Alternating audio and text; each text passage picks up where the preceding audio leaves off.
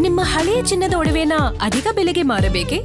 ಆಟಿಕಾಗೆ ಕಾಲ್ ಮಾಡಿ 8880 Attica gold company.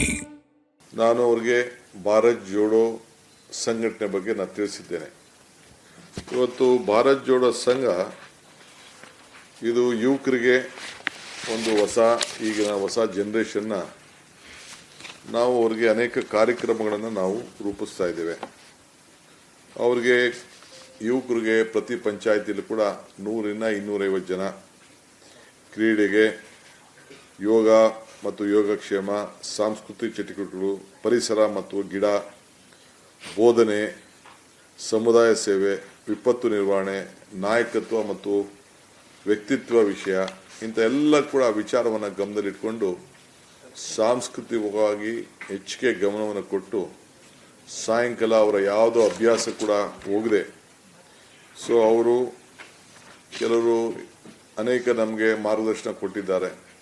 ಈ drugs ಮುಕ್ತ ಆಗಬೇಕು, ಕ್ರೀಡೆಗೆ ಮುಂದಕ್ಕೆ ಹೋಗಬೇಕು, ಸಾಂಸ್ಕೃತಿಕ ಚಟುವಟಿಕೆ ಮುಂದಕ್ಕೆ ಹೋಗಬೇಕು. ಇವೆಲ್ಲ ಕೂಡ ಜೊತೆಗೆ ಈ ದೇಶದ ಐಕ್ಯತೆ, ಈ ದೇಶದ ಸಮಗ್ರತೆ, ಸಂವಿಧಾನ ಇವೆಲ್ಲ ಕೂಡ ವಿಚಾರವನ್ನು ಅರ್ಥಕೊಳ್ಳಿಕ್ಕೆ ಈ ಭಾರತ್ ಜೋಡೋ ಎಲ್ಲ ಜಾತಿ ಧರ್ಮಗಳನ್ನು ಒಂದು ಕಡೆ ಬದಿಗಟ್ಟಿ ಒಗ್ಗಟ್ಟಿನಿಂದ ಅವರೆಲ್ಲ ಯುವಕರುಗಳು ಸಂಘಟನೆ ಆಗಿ ಅವರ ಕಾಲವನ್ನು ಕಳೀಬೇಕು. ಅದಕ್ಕೆಲ್ಲ ಸದಸ್ಯರನ್ನು ಮಾಡಬೇಕು. 16 ವರ್ಷದಿಂದ 35 ವರ್ಷದ ಯುವಕರಿಗೆ ಗ್ರಾಮೀಣ ಪ್ರದೇಶ ಇರ್ಬೋದು, ನಗರದಲ್ಲಿ ಸಂಘಗಳು ಮಾಡಬೇಕು ಅಂತೇಳಿ ಅವರಿಗೆ ಮಾರ್ಗದರ್ಶನವನ್ನು ಕೊಟ್ಟಿದ್ದೇನೆ. ಅವರ ಪ್ರತಿಯೊಂದು ಸಂಘಕ್ಕೂ ಕೂಡ ಸರ್ಕಾರದಿಂದ 10 ಲಕ್ಷ ರೂಪಾಯಿ ಹಣವನ್ನು ಕೂಡ ಕೊಡ್ತೇವೆ. ಕೆಲವರು ನಾಟಕ ಕಲಿಯೋರಿರ್ತಾರೆ, ಕೆಲವರು ಆಟ ಆಡೋರು ಇರ್ತಾರೆ, ಕೆಲವು ವಿವಿಧ ರೀತಿಯಲ್ಲಿ ಇರ್ತಾರೆ. ಅದಕ್ಕೆ ಆ ಸಂಘಟನೆಗೆ ಒಬ್ಬ ಸರ್ಕಾರಿ ಆ ಪಂಚಾಯತಿಲೇ ಇರೋಂಥ, ಆ ವಾರ್ಡಲ್ಲೇ ಇರೋಂಥ ಒಬ್ಬ ಸರ್ಕಾರಿ ನೌಕರನ್ನ ಒಬ್ಬ ಮೆಂಟರ್ ಆಗಿ ಅವ್ರನ್ನ ನೇಮಕ ಮಾಡ್ತೇವೆ. ಅದನ್ನು ಅವ್ರನ್ನ ಉಪಯೋಗಿಸ್ಕೊಂಡು ನಿಮ್ಮ ಹೊಸ ಯುವಕರ ಪ್ರತಿಭೆ ಹೊರಗಡೆ ಬರಬೇಕು. ಹಳ್ಳಿಲಿರೋಂಥ ಪ್ರತಿಭೆಗಳು ಹೊರಗಡೆ ತರಬೇಕು. ಹಳ್ಳಿರೋಂಥ ಪ್ರತಿಭೆಗಳನ್ನು ಹೊರಗಡೆ ನಾವು ತರಬೇಕು. ಏಕೆಂದರೆ ಬೇರೆ ಯುವಕರಿಗೆ ಅವಕಾಶ ಇಲ್ಲ. ಕೆಲವು ಸಲಹೆಗಳು ಕೂಡ ಕೊಟ್ಟಿದ್ದಾರೆ, ಅವರಲ್ಲಿ ಕಾಂಪಿಟೇಷನ್ಗಳು ಕೂಡ ಮಾಡಬೇಕು ಅಂತೇಳಿ. ಆ ವಿಚಾರದಲ್ಲಿ ಅವ್ರವ್ರ ಏನು ಪ್ರತಿಭೆಗಳಿದೆ, ಗ್ರಾಮೀಣ ಪ್ರದೇಶದ ಪ್ರತಿಭೆ, ಆ ಭಾಗದಲ್ಲಿ ಏನೇನು ಪ್ರತಿಭೆಗಳಿದೆ ಅವಕ್ಕೆಲ್ಲ ಕೂಡ ಈಗ ನಾವು ದಕ್ಷಿಣ ಕನ್ನಡದಲ್ಲಿ ಅವ್ರದ್ದೇ ಆದಂಥ ಕೆಲವು ಪ್ರತಿಭೆಗಳಿದೆ, ಮಲೆನಾಡಲ್ಲಿ ಅವ್ರದ್ದೇ ಆದಂಥ ಪ್ರತಿಭೆ ಇದೆ. ಹಂಗೆ ಬೇರೆ ಬಯಸಿ ಮೇಲೆ ಅವ್ರದ್ದೇ ಆದಂಥ ಪ್ರತಿಭೆ ಇದೆ. ಇವೆಲ್ಲ ಕೂಡ ಈಚೆ ಹೊರಗಡೆ ತರಬೇಕು ಅನ್ನೋ ದೃಷ್ಟಿಯಿಂದ ಈ ಸಂಘಟನೆಗಳನ್ನ ನಾವು ಮಾಡಿದ್ದೇವೆ ಅನ್ನೋದನ್ನು, ಈ ಸಂಘಗಳನ್ನು ಸ್ಥಾಪನೆ ಮಾಡಲಿಕ್ಕೆ ಹೊರಟಿದ್ದೇವೆ. ನೀವೆಲ್ಲ ಸದಸ್ಯರನ್ನ ಮಾಡಬೇಕು.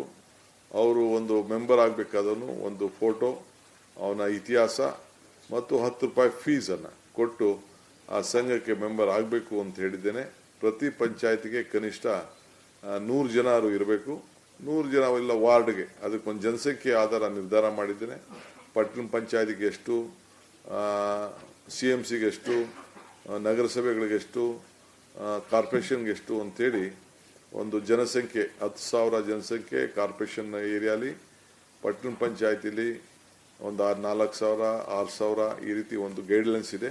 ಆ ಗೈಡ್ಲೈನ್ ಪ್ರಕಾರ ಆ ವ್ಯಾಪ್ತಿಯಲ್ಲಿ ತಾವು ಮಾಡಬೇಕು ಅಂತ ಹೇಳಿ ನಾನು ಅವ್ರಿಗೆ ಮಾರ್ಗದರ್ಶನವನ್ನು ಕೊಟ್ಟಿದ್ದೇನೆ.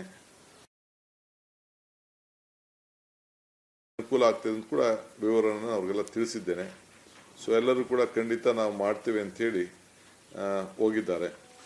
ವಿಶೇಷವಾಗಿ no to drugs, yes to sports. No to drugs, yes to ನಮ್ಮ ಸಾಂಸ್ಕೃತಿಕವಾದಂಥ ಚಟುವಟಿಕೆಗಳಿಗೆ, ನಮ್ಮ ಅನೇಕ ಚಟುವಟಿಕೆಗಳಿಗೆ, ಪರಿಸರ ಒಳಗೊಂಡಂತೆ ಇವೆಲ್ಲ ಕೂಡ ಕಾರ್ಯಕ್ರಮವನ್ನು ಮಾಡಬೇಕು ಅಂಥೇಳಿ ಅವ್ರಿಗೆಲ್ಲ ಮಾರ್ಗದರ್ಶನವನ್ನು ಕೊಟ್ಟಿದ್ದೇವೆ. ಅವ್ರಿಗೆ ಇಷ್ಟು ದಿನ ಟ್ರಯಲ್ಗೆ ನಾವು ಆನ್ಲೈನ್ ಇಟ್ಟಿದ್ದೆವು. ಈಗ ಮುಂದಕ್ಕೆ ಆಫ್ಲೈನ್ಗೆ ಅವಕಾಶವನ್ನು ನಾವು ಕೊಟ್ಟು ಮಾರ್ಗದರ್ಶನ ಕೊಟ್ಟು ಮಾಡಿದ್ದೇವೆ. ಈಗ ಆನ್ಲೈನಲ್ಲೇ ಸುಮಾರು 7 ಲಕ್ಷ ಜನ ಮೆಂಬರ್ಶಿಪ್ಪನ್ನು ತೆಗೆದುಕೊಂಡಿದ್ದಾರೆ.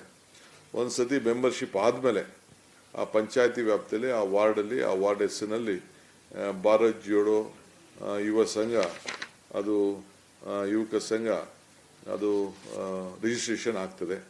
ಆಮೇಲೆ ಸರ್ಕಾರದ ಯಾವುದಾದ್ರು ಶಾಲೆಲಾಗಲಿ, ಸಮುದಾಯ ಭವನದಲ್ಲಾಗಲಿ, ಇಲ್ಲ ಅಂತ ಯಾರ್ದಾದ್ರು ರೆಕಗ್ನೈಸ್ಡ್ ಶಾಲೆಗಳಲ್ಲಾಗಲಿ ಅಲ್ಲಿ ಸಭೆಗಳನ್ನು ಯಾವತ್ತು ಅವರು ನಿಗದಿ ಮಾಡ್ತಾರೋ ವಾರಕ್ಕೆ ಒಂದಿನನೋ 15 ದಿನಕ್ಕೆ ಒಂದಿನ ನಿಗದಿ ಮಾಡಿ ಅವ್ರ ಕಾರ್ಯಕ್ರಮವನ್ನು ರೂಪಿಸ್ತಾರೆ. ಇದಕ್ಕೀಗಲೇ ನಾವು ಹಣವನ್ನು ಕೂಡ ಅದಕ್ಕೆ ಒಂದು ಪಂಚಾಯತಿಗೆ ಅಲ್ಲಿ ಒಂದು ವಾರ್ಡ್ಗಾಲಿ 10 ಲಕ್ಷ ಕೊಡಬೇಕು ವರ್ಷಕ್ಕೆ ಅಂತೇಳಿ ನಿಗದಿ ಮಾಡಿದ್ದೇವೆ.